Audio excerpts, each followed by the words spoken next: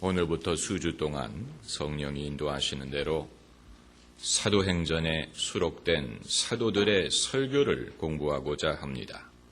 사도행전에는 상당한 분량의 설교가 수록되어 있기 때문에 다 공부하려면 꽤 시간이 걸릴 수 있습니다. 기독교는 설교로 시작된 신앙입니다. 예수님도 설교가셨고 사도들도 설교가들이었습니다. 사도들은 그 당시 사람들을 대상으로 설교했습니다마는 그것이 오늘날 우리에게 주시는 하나님의 말씀이 될 수 있는 이유는 사도들의 독특한 영적인 권세 때문입니다. 사도들은 예수님의 부활을 목격했고 예수님의 복음을 전할 의무를 받았고 그것을 글로 기록했고 또 복음을 정립한 사람들입니다. 하나님이 그들에게 엄청난 권세를 주셨기 때문에 사도들의 설교는 그 당시 사람들을 대상으로 한 것이지만 오늘날 우리 모두에게 주시는 메시지가 될 수가 있는 것입니다. 우리가 사도들의 설교를 공부하려는 이유는 근원으로 돌아가서 차근차근 기초부터 다시 한번 쌓기 위함입니다. 사도들의 설교를 공부하면서 우리는 최초의 그리스도인들은 무엇을 믿었는가? 최초의 그리스도인들은 무엇을 전했는가? 그리고 그들은 어떤 식으로 신앙생활을 했는가를 살펴볼 수 있을 것입니다. 우리가 근원으로 돌아가는 과정에서 우리 신앙생활에 그동안에 쌓인 불필요한 짐을 덜어버릴 수도 있고 그리고 순수함을 회복할 수도 있을 것입니다.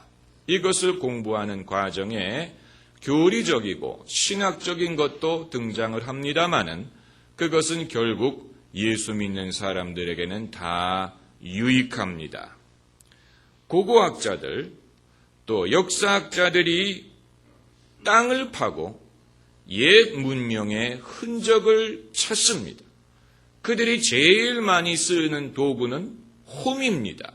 땅을 파야 되기 때문에. 그래서 옛 사람들의 집터를 찾든 도자기를 찾든 비석의 비문을 찾든 땅을 파고 그 모든 것이 귀중한 자료가 됩니다. 그것을 가지고 역사라는 것을 연구합니다. 그래서 옛날 사람들은 이렇게 살았을 것이다. 옛날에는 이런 일이 생겼을 것이다 하는 것을 추측할 수가 있습니다.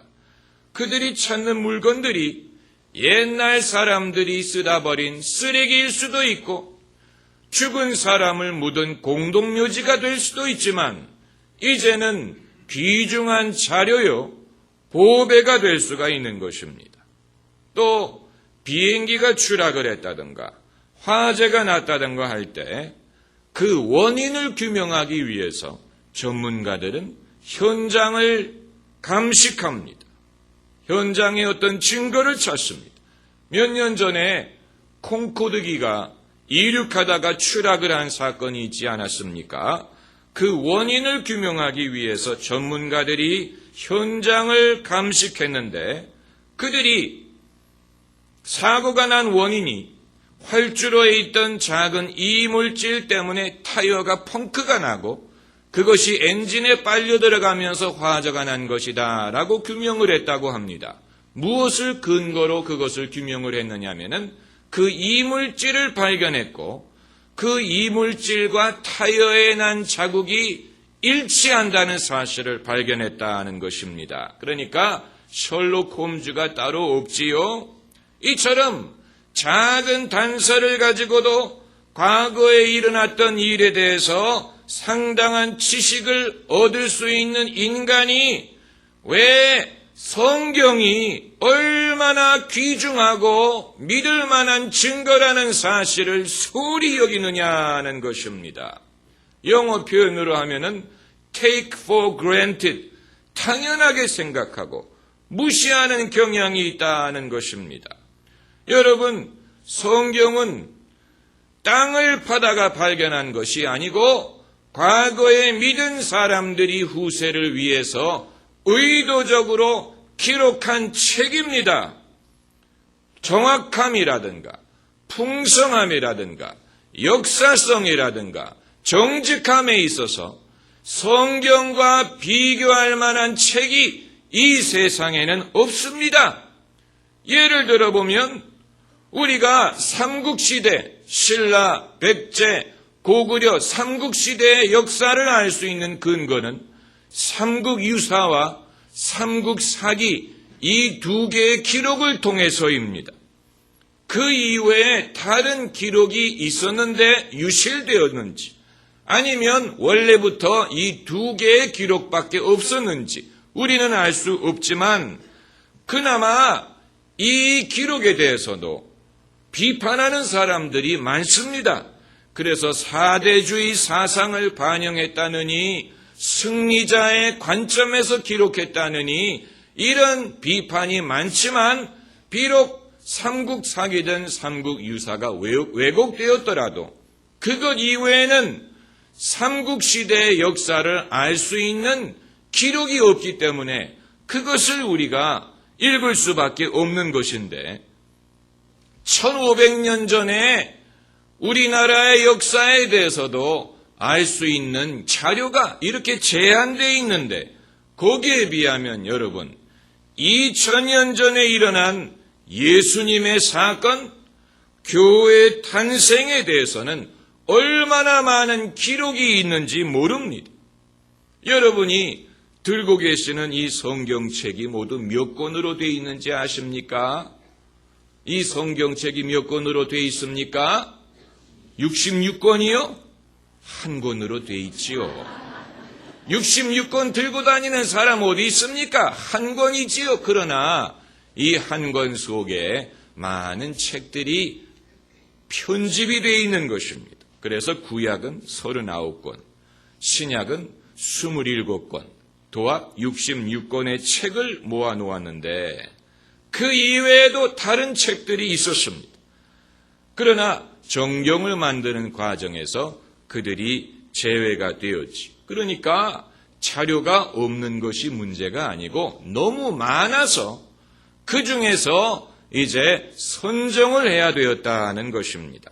그리고 예수님의 공생에 대한 기록도 4개가 있지 않습니까? 그게 바로 복음서입니다. 마태, 마가, 누가, 요한 4명의 저자들이 예수님의 공생의 퍼블릭 라이프를 집중적으로 조명했습니다. 그리고 사도들이 쓴 편지도 바울의 편지뿐만이 아니고 요한, 베드로, 유다, 그리고 저자를 알 수 없는 히브리서라는 편지가 있고 사도는 아니지만 예수님의 동생 야고보가 쓴 야고보서가 있습니다. 이 모든 기록들이 전부 다 예수님의 복음에 대해서 다 한 복음을 전하고 있습니다. 제가 오늘 여러분에게 말씀드리고 싶은 것은 인간이 땅을 파서 도자기를 찾든 이런 작은 단서를 발견을 해서 큰 이론을 만들 줄 아는 사람이 왜 풍성한 성경의 증거는 무시하려고 하느냐는 것입니다. 성경이 하나님의 말씀이 아니고 인간의 생각을 기록해 놓은 책이라고 하더라도 그 풍성함이든 역사성에 있어서 얼마든지 연구할 만한 가치가 있는데 하물며 하나님의 영감으로 기록되었다면 얼마나 우리에게 귀중한 것입니까? 저는 로빈슨 크루소라는 소설을 여러 번 어렸을 때 읽어봤지만 그 저자가 기독교적인 메시지를 거기에 넣었다는 사실을 알지 못했는데 최근에 누구를 통해서 그것을 들었습니다. 그 소설을 읽어보면 어린이들을 위해서 번역되었을 때는 이제 여러 가지를 아마 갈라내는 모양인데 로빈슨 크루소가 무인도에 상륙을 합니다. 그에게는 한 권의 책밖에는 없는데 그것이 바로 성경책입니다.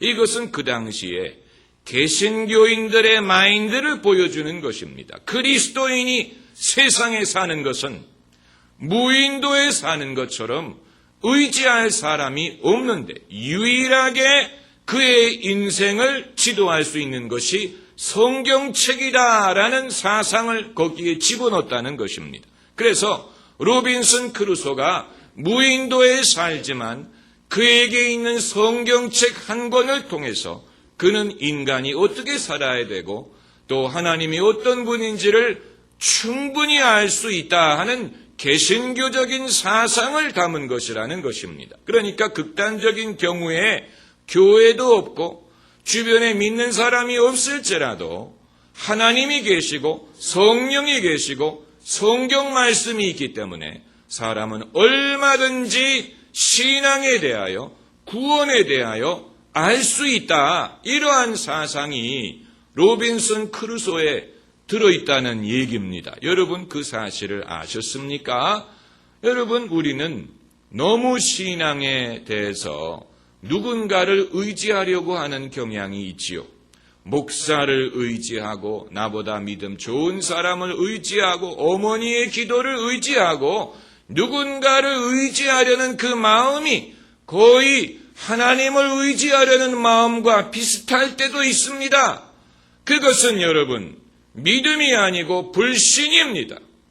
하나님이 눈에 보이지 않기 때문에 하나님 의지하기는 힘들고 누군가 내 눈에 보이는 사람을 의지해서 그 사람이 나를 축복해주고 그 사람이 나를 위해 기도해주고 그 사람이 나를 위하여 예언해주기를 기도하는 것은 그것은 믿음이 아니고 오히려 불신이 될 수 있고 여러분의 믿음 성장에 전혀 도움이 되지 못합니다.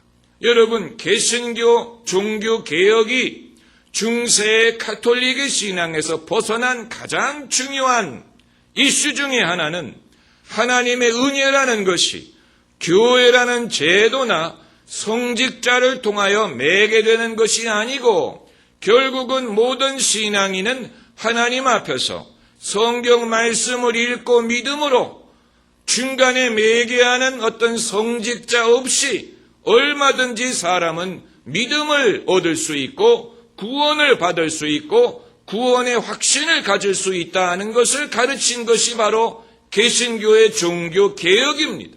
그렇기 때문에 종교개혁 이후에 기독교의 예배는 지극히 단순성을 지향하고 교회 예배당의 장식을 최소화하고 또 눈에 보이는 어떤 종교 물건 이것을 의지하지 않고 심지어 음악마저도 최소화해서 오직 기도와 하나님의 말씀만으로 사람이 믿음에 이를 수 있도록 도우려고 했습니다. 이것은 상당히 의미심장한 것입니다.